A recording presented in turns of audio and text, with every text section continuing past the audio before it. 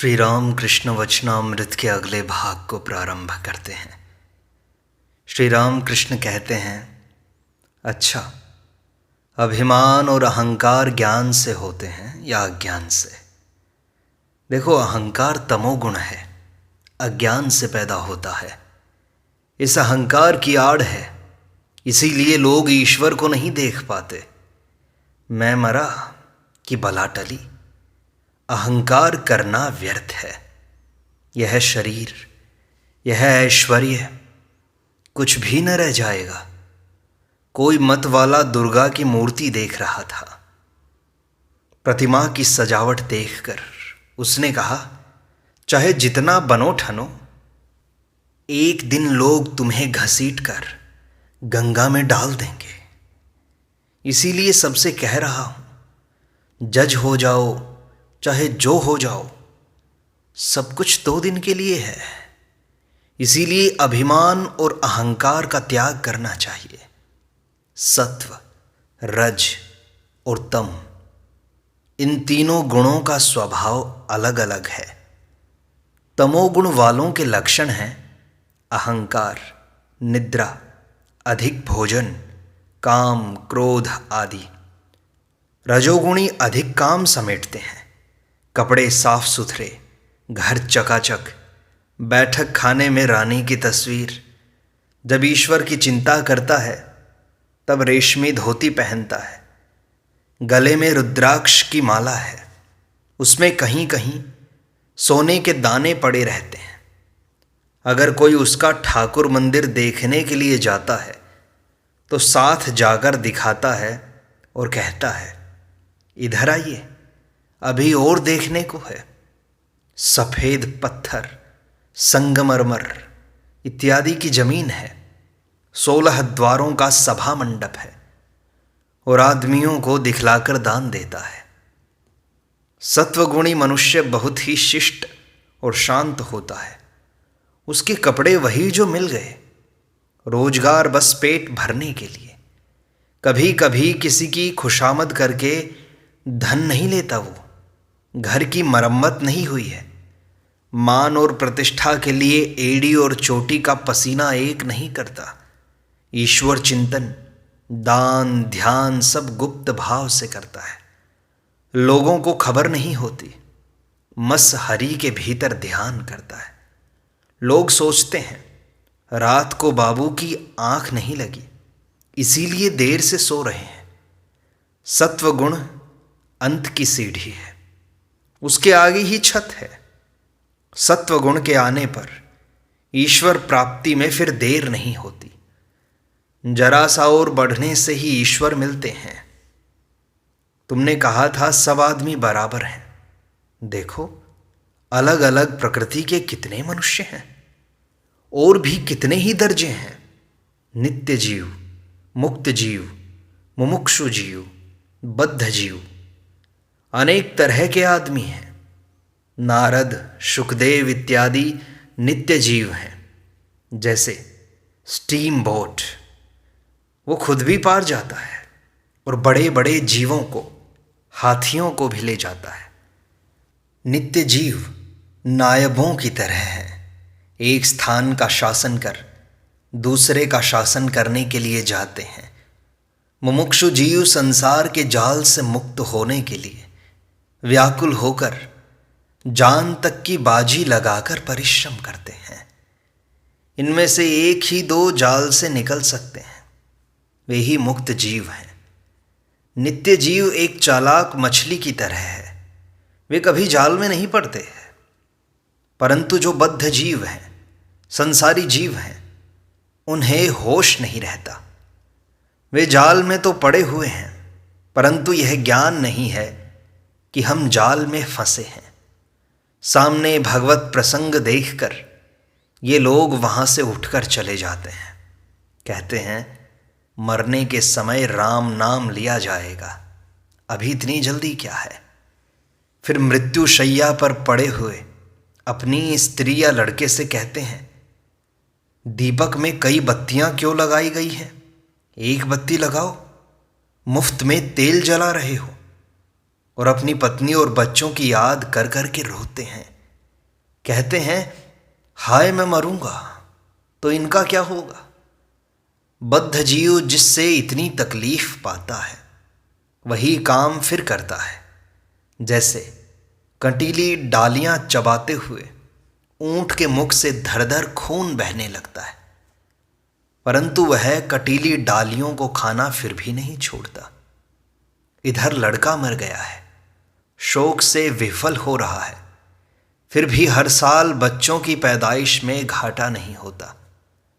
लड़की के विवाह में सिर के बाल भी बिक गए, परंतु हर साल लड़के और लड़कियों की हाजिरी में कमी नहीं होती। कहता है क्या करूं, भाग्य में ही ऐसा था। अगर तीर्थ करने के लिए जाता है तो स्वयं कभी ईश्वर की चिंता नहीं करता, न समय मिलता है। समय तो पत्नी की पोटली ढोते ढोते पार हो जाता है। ठाकुर मंदिर में जाकर बच्चों को चरणामृत पिलाने और देवता के सामने लोट पोट कराने में ही व्यस्त रहता है।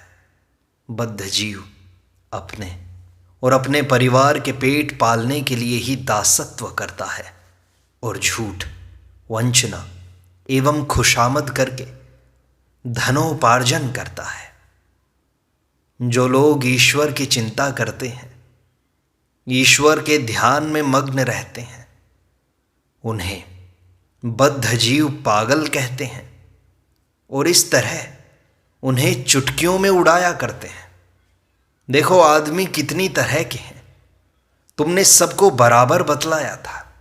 देखो कितनी भिन्न भिन्न प्रकृतियां हैं, किसी में शक्ति अधिक है, किसी में कम है। संसार में फंसा हुआ जीव मृत्यु के समय संसार की ही बातें कहता है। बाहर माला जपने, गंगा नहाने और तीर्थ जाने से क्या होता है। संसार की आसक्ति के रहने पर मृत्यु के समय वह दिखाई पड़ती है। न जाने कितनी वाहियात बातें बकता रहता है। कभी कभी सन्निपात में हल्दी, मसाला, धनिया कहकर चिल्ला उठता है। तोता जब भला चंगा रहता है तब राम राम कहता है, जब बिल्ली पकड़ती है तो अपनी बोली में टें टें करता है। गीता में लिखा है मृत्यु के समय जो सोचोगे दूसरे जन्म में वही हो जाओगे। राजा भरत ने हरिण हरिण कहकर देह छोड़ी थी, दूसरे जन्म में वे हरिण ही हो गए थे। ईश्वर की चिंता करके देह का त्याग करने पर ईश्वर की प्राप्ति होती है, फिर इस संसार में नहीं आना पड़ता। भक्त कहता है महाराज, किसी ने दूसरे समय में ईश्वर की चिंता की है परंतु मृत्यु के समय नहीं कर सका, तो क्या फिर उसे इस दुखमय संसार में आना होगा। पहले तो उसने ईश्वर की चिंता की थी ना। श्री राम कृष्ण कहते हैं जीव ईश्वर की चिंता तो करता है परंतु ईश्वर पर उसका विश्वास नहीं है, इसलिए फिर भूलकर संसार में फंस जाता है। जैसे हाथी को बार बार नहलाने पर भी वह फिर देह पर धूल फेंक लेता है, उसी तरह मन भी मतवाला है, परंतु हाथी को नहलाकर ही अगर उसके स्थान में बांधे रखो तो फिर वह अपने ऊपर धूल नहीं डाल सकेगा। अगर मृत्यु के समय जीव ईश्वर की चिंता करता है तो उसका मन शुद्ध हो जाता है। वह मन फिर कामिनी कांचन में फंसने का अवसर नहीं पाता। ईश्वर पर विश्वास नहीं है, इसीलिए इतने कर्मों का भोग करना पड़ता है। लोग कहते हैं जब तुम गंगा नहाने जाते हो तब तुम्हारे शरीर के पाप किनारे के पेड़ पर बैठ जाते हैं। तुम गंगा नहाकर निकले नहीं कि वे पाप फिर तुम्हारे सिर पर सवार हो जाते हैं। देह त्याग के समय जिससे ईश्वर की चिंता हो उसी के लिए पहले से उपाय किया जाता है। उपाय है अभ्यास योग। ईश्वर चिंतन का अभ्यास करने पर अंतिम दिन भी उसकी याद आएगी। भक्त कहता है बड़ी अच्छी बातें हैं महाराज, बड़ी सुंदर बातें हैं। श्री राम कृष्ण कहते हैं कैसी बेसिर पैर की बातें मैं बक गया, परंतु मेरा भाव क्या है जानते हो? मैं यंत्र हूँ, वे यंत्री हैं। मैं गृह हूँ, वे गृही हैं। मैं गाड़ी हूँ, वे इंजीनियर हैं। मैं रथ हूँ, वे रथी हैं। जैसा चलाते हैं वैसा चलता हूँ, जैसा कराते हैं वैसा करता हूँ। अगले दिन एक भक्त श्री राम कृष्ण से पूछते हैं, ब्रह्म अगर माँ है तो वे साकार हैं या निराकार? श्री राम कृष्ण कहते हैं, जो ब्रह्म हैं वही काली भी है। जब निष्क्रिय हैं तब उन्हें ब्रह्म कहते हैं। जब सृष्टि स्थिति प्रलय यह सब काम करते हैं तब उन्हें शक्ति कहते हैं। स्थिर जल से ब्रह्म की उपमा हो सकती है। पानी जब हिलता डुलता है तब वह शक्ति की, काली की उपमा है। काली वे हैं जो महाकाल के साथ रमण करती हैं। काली साकार भी हैं और निराकार भी। तुम लोग अगर निराकार पर विश्वास करते हो तो काली का उसी रूप में ध्यान करो। एक को मजबूती से पकड़कर उनकी चिंता करने से वे ही समझा देती हैं कि वे कैसी हैं। श्याम पुकुर पहुंचने पर तेली पाड़ा भी जाने लगोगे, तब तुम समझ जाओगे कि ईश्वर हैं। यही नहीं बल्कि वे तुम्हारे पास आकर तुमसे बोलेंगे, बातचीत करेंगे, जैसे मैं तुमसे बोल रहा हूं। विश्वास करो, सब हो जाएगा। एक बात और है, तुम्हें अगर निराकार पर विश्वास हो तो उसी विश्वास को दृढ़ करो, परंतु कट्टर मत बनो। उनके संबंध में जोर देकर ऐसा न कहना कि वे यह हो सकते हैं, यह नहीं। कहो, मेरा विश्वास है वे निराकार हैं। वे और क्या क्या हो सकते हैं, अब ये तो वही जाने। मैं नहीं जानता, न मेरी समझ में ये बात आती है। आदमी की छटाक भर बुद्धि से क्या ईश्वर की बात समझी जा सकती है? जरा सोचो तो। सेर भर के लोटे में क्या 4 सेर दूध समाता है कभी? वे अगर कृपा करके दर्शन भी दें और समझाएं तो समझ में आता है, नहीं तो नहीं आएगा। जो ब्रह्म है वही शक्ति है, वही माँ है। राम प्रसाद कहते हैं, मैं जिस सत्य की तलाश कर रहा हूं वे ब्रह्म हैं। उन्हें ही मैं माँ कहकर पुकारता हूं। इसी बात को राम प्रसाद ने एक जगह और दोहराया है। काली को ब्रह्म जानकर मैंने धर्म और अधर्म दोनों का त्याग कर दिया है। अधर्म है असत कर्म, धर्म है वैधि कर्म। इतना दान करना होगा, इतने ब्राह्मणों को खिलाना है, यह सब धर्म है। भक्त पूछता है, महाराज, धर्म और अधर्म का त्याग करने पर बाकी क्या रहता है? श्री राम कृष्ण कहते हैं, शुद्धा भक्ति। मैंने मां से कहा था, मां यह लो अपना धर्म, यह लो अपना अधर्म, मुझे तो बस शुद्धा भक्ति दो। यह लो अपना पुण्य, यह लो अपना पाप, मुझे तो शुद्धा भक्ति दो। यह लो अपना ज्ञान, यह लो अपना अज्ञान, मुझे तो बस शुद्धा भक्ति दो। देखो, ज्ञान भी मैंने नहीं चाहा, मैंने लोक सम्मान भी नहीं चाहा। धर्म का त्याग करने पर शुद्धा भक्ति, अमला, निष्काम, अहेतु की भक्ति बाकी रहती है। भक्त पूछता है, उनमें और उनकी शक्ति में क्या भेद है महाराज? श्री रामकृष्ण कहते हैं, पूर्ण होने के बाद दोनों अभेद हैं। जैसे मणि की ज्योति और मणि अभेद हैं।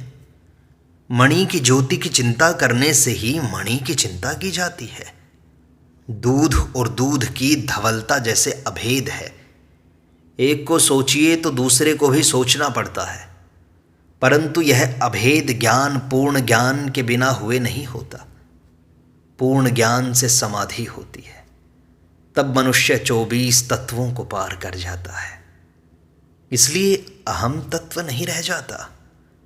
समाधि में कैसा अनुभव होता है? यह कहा नहीं जा सकता। उतरकर कुछ आभास मिलता है, वही कहा जा सकता है बस। समाधि टूटने के बाद जब मैं ओम ओम कहता हूँ, तब समझो कि मैं कम से कम 100 हाथ नीचे उतर आया हूँ। ब्रह्म वेद और विधियों से परे हैं, वे वाणी में नहीं आते। वहाँ मैं तुम नहीं है। जब तक मैं और तुम ये भाव हैं, तब मैं प्रार्थना कर रहा हूँ या ध्यान कर रहा हूँ, यह भी ज्ञान है। और तुम प्रार्थना सुनते हो, यह भी ज्ञान है। और उस समय ईश्वर के व्यक्तित्व का भी बोध है। तुम प्रभु हो, मैं दास। तुम पूर्ण हो, मैं अंश। तुम माँ हो, मैं पुत्र। यह बोध भी रहेगा। यह भेद बोध है। मैं एक अलग हूं और तुम अलग। यह बोध वे ही कराते हैं। इसीलिए स्त्री और पुरुष, उजाले और अंधेरे का ज्ञान है। जब तक यह भेद बोध है, तब तक शक्ति को मानना पड़ेगा। उन्होंने हमारे भीतर मैं रख दिया है। चाहे 1000 विचार करो, परंतु मैं दूर नहीं होता। जब तक मैं है, तब तक ईश्वर साकार रूप में ही मिलते हैं। इसलिए जब तक मैं है, भेद बुद्धि है, तब तक ब्रह्म निर्गुण है, यह कहने का अधिकार नहीं है। तब तक सगुण ब्रह्म ही मानना होगा। इसी सगुण ब्रह्म को वेदों, पुराणों और तंत्रों में काली या आद्या शक्ति कहा गया है। भक्त कहता है, आद्या शक्ति के दर्शन और ब्रह्म ज्ञान ये कैसे होंगे महाराज? श्री रामकृष्ण कहते हैं, हृदय के विकल होने पर उनसे प्रार्थना करो, रो, चित्त शुद्ध हो जाएगा। निर्मल पानी में सूर्य का बिंब दिखाई देगा। भक्त के मैं रूपी आईने में उस सगुण ब्रह्म आद्या शक्ति के दर्शन होंगे। परंतु आईने को खूब साफ करना चाहिए। मैला रहने पर सच्चा बिंब न दिखाई पड़ेगा। मैं रूपी पानी में सूर्य को तब तक इसलिए देखते हैं कि सूर्य के देखने का और कोई उपाय है ही नहीं। और प्रतिबिंब सूर्य को छोड़ यथार्थ सूर्य के देखने का जब तक कोई दूसरा उपाय नहीं मिलता, तब तक वह प्रतिबिंब सूर्य ही 16 आने सत्य है। जब तक मैं सत्य है, तब तक प्रतिबिंब सूर्य भी 16 आने सत्य है। वही प्रतिबिंब सूर्य आद्या शक्ति है। यदि ब्रह्म ज्ञान चाहते हो, तो उसी प्रतिबिंब सूर्य को पकड़कर सत्य सूर्य की ओर जाओ। उस सगुण ब्रह्म से जो प्रार्थनाएं सुनते हैं, कहो, वे ही ब्रह्म ज्ञान देंगे। क्योंकि जो सगुण ब्रह्म है, वे ही निर्गुण ब्रह्म भी हैं। जो शक्ति हैं, वे ही ब्रह्म भी हैं। पूर्ण ज्ञान के बाद दोनों अभेद हो जाते हैं। माँ ब्रह्म ज्ञान भी देती है, परंतु शुद्ध भक्त कभी ब्रह्म ज्ञान नहीं चाहता। एक और मार्ग है, ज्ञान योग, परंतु बड़ा कठिन है।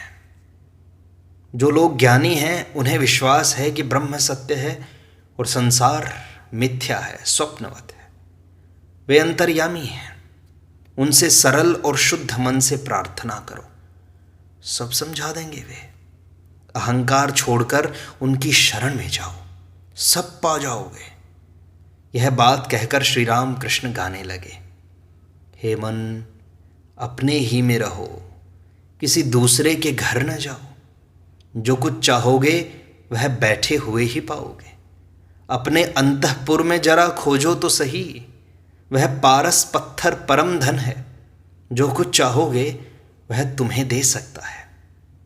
चिंतामणि की नाट्यशाला के द्वार पर कितने ही मणि पड़े हुए हैं। जब बाहर के लोगों से मिलना, तब सभी को प्यार करना, मिलकर एक हो जाना, फिर द्वेष भाव जरा भी न रखना। वह आदमी साकार मानता है, निराकार नहीं मानता। वह निराकार मानता है, साकार नहीं मानता। इत्यादि बातें करके घृणा से नाक न सिकोड़ना, क्योंकि उन्होंने जिसे जिस तरह समझाया है उसमें वैसी ही बुद्धि है। समझना कि सबकी प्रकृति भिन्न भिन्न है। यह जानकर तुमसे जहाँ तक हो सके दूसरों से मिलने की ही चेष्टा करना, उन्हें प्यार करना। फिर अपने घर में शांति और आनंद का भोग करो। हृदय रूपी घर में ज्ञान का दीपक जलाकर ब्रह्ममयी मुख देखो। अपने ही घर में अपना स्वरूप देख सकोगे। चरवाहे जब गौओं को चराने के लिए ले जाते हैं, तब चरागाह में सब गौएं एक में मिल जाती हैं। जब शाम के समय अपने घर में जाती हैं, तब फिर सब अलग अलग हो जाती हैं। इसीलिए मैं कहता हूँ, अपने घर में अपने आप में ही रहो।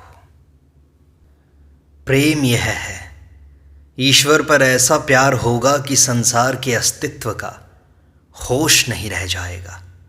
साथ ही अपनी देह भी जो इतनी प्यारी वस्तु है, भूली जाएगी। प्रेम तो चैतन्य देव को हुआ था। भक्त कहते हैं, जी हाँ, जैसा मतवाला होने पर होता है। श्री राम कृष्ण कहते हैं, अच्छा जी, किसी को भक्ति होती है, किसी को नहीं। तुम समझाओ कि इसका क्या अर्थ है। भक्त कहते हैं कि ईश्वर में वैषम्य नहीं है, विकल्प तरु हैं। जो कुछ चाहता है वह वही पाता है, परंतु कल्प तरु के पास जाकर मांगना चाहिए। फिर रामकृष्ण समझाते हैं कि कुछ साधना की आवश्यकता होती है। साधना करते ही करते आनंद मिलने लगता है। मिट्टी के बहुत नीचे अगर घड़े में धन रखा हुआ हो और अगर कोई वह धन चाहे, तो मेहनत के साथ उसे खोदते रहना चाहिए। सिर से पसीना टपकता है, परंतु बहुत कुछ खोदने पर घड़े में जब कुदार लगकर ठनकार होती है, तब आनंद भी खूब मिलता है। जितनी ही ठनकार होती है, उतना ही आनंद बढ़ता है। राम को पुकारते जाओ, प्रभु को पुकारते जाओ, उनकी चिंता करो, वे सब कुछ ठीक कर देंगे। उन्हें सब कुछ सौंप दो, वे सब कुछ ठीक कर देंगे। इस प्रकार श्री राम कृष्ण वचनामृत का यह भाग संपूर्णता को प्राप्त होता है। शेष अगले अंक में।